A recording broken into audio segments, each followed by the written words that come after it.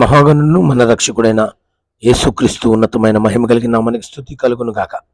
క్షేమకరంగా ప్రభు మమ్మల్ని గృహమునకు చేర్చినందుకు, బలంగా దేవుని యొక్క పరిచర్లో వాడుకున్నందుకు దేవునికి మహిమ కలుగును గాక. ఈరోజు ప్రియ దేవుని బిడ్డలారా, దేవుని యొక్క వాక్యాన్ని మనం విందాం. చాలా మంది చాలా వశాల్లో కూరుకుపోయి ఉన్నారు. మీరు ఎవరి వశంలో ఉంటారో వారికి మీరు బానిసలైపోతారు. యవనస్తులు చాలా మంది సెల్ ఫోన్ వశం అయిపోయారు. రాత్రులు కూడా నిద్రపోకుండా సెల్ ఫోన్తోనే గడుపుతున్నారు. కొంతమంది తాగుడికి, కొంతమంది పాపానికి, కొంతమంది వ్యభిచారానికి వశమైపోయి ఆ వశంలో ఉన్నారు. ప్రేమ వశంలో ఉన్న వాళ్ళు ఉన్నారు, రాజకీయ వశంలో ఉన్న వాళ్ళు ఉన్నారు, డబ్బు వశంలో వాళ్ళు ఉన్నారు. చూడండి, ఆ వశంలో అలా వెళ్ళిపోతున్నారు. యోహాను గారంట ఆత్మవశంలో ఉన్నారని దేవుని వాక్యం సెలవిస్తుంది. ప్రకటన గ్రంథం 1:10 మనం చూస్తున్నాం, ప్రభువు దినమందు నేను ఆత్మవశున్నై ఉన్నాను అంటాడు కదా. అవును, దేవుని వశములోకి మనం వెళ్ళాలి. నేను వైజాగ్లో గృహంలోకి వెళ్తే ఆ గృహంలో ఉన్న ఒక ఆమె ఒక పేరు పెట్టి పిలిచింది, జ్యోతి అని పిలిచింది. ఎవరు వస్తారు అనగానే, జ్యోతి పాస్టర్ గారు వచ్చారా అంది.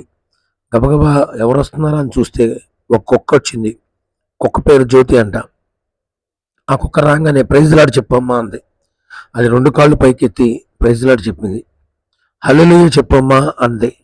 ఆ కుక్క 2 కాళ్ళు పైకి లేపి హల్లెలూయా చెప్పింది.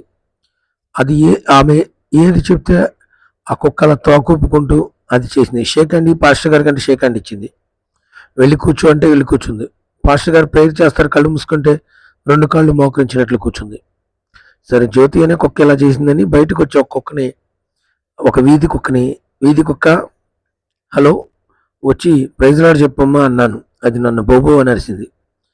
అవును, ఇంటి కుక్క ఎందుకు అట్లా ఉందంటే, ఇంటి కుక్క ఆ ఇంటి వారి వశంలో ఉంది, అదొక నియమంలో ఉంది. దేవుని బిడ్డలారా, కుక్క గురించి చెప్పానని ఏమనుకోమాకండి. ఈరోజు చాలామంది ఎవరి వశంలో ఉన్నారు? మీరు దేవుని వశంలో ఉండాలి. దేవుని వశంలో ఉంటే దేవుడు మిమ్మల్ని దీవిస్తాడు.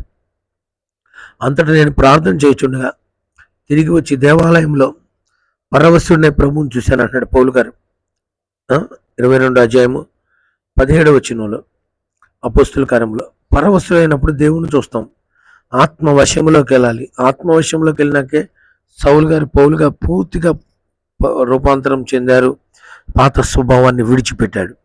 వాక్యం సెలవుస్తుంది. అపోస్తుల కార్యం 10:10 పరవశుడై దేవుని యొక్క దర్శనాన్ని చూశాడు. ఆకలిగా ఉన్న సమయంలో పేతురు గారు పరవశుడై ఆకలి సమయంలో పరవశుడైపోయాడు.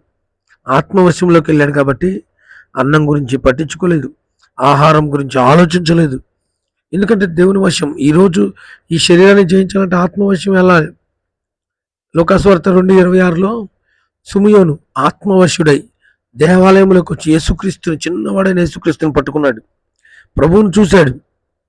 దేవుని బిడ్డల ఆత్మవశంలోకి వెళ్తేనే ఈ శరీర క్రియల్ని, శరీర ఆశల్ని జయిస్తారు.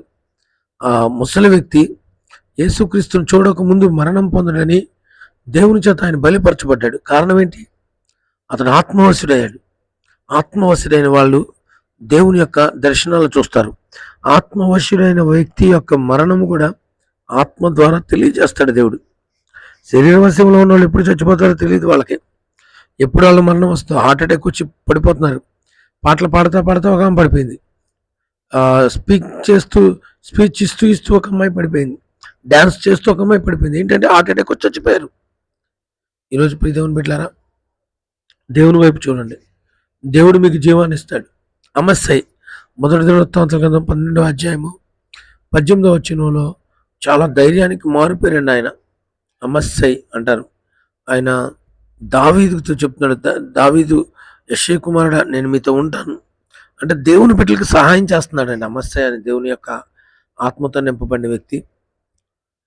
యెహెజ్కేలు గ్రంథం 37:1 ఆత్మవశుడైన యెహెజ్కేలు ఏమయ్యాడు తెలుసా? ఎండిపోయిన ఎముకల లోయలో నిలబడి భయపడకుండా ఉన్నాడు. ప్రవచిస్తే ఎండిపోయిన ఎముకలకి ఏమొచ్చింది? జీవం వచ్చింది. ఇగో ఇక్కడ అమస్సై గురించి ఉంది.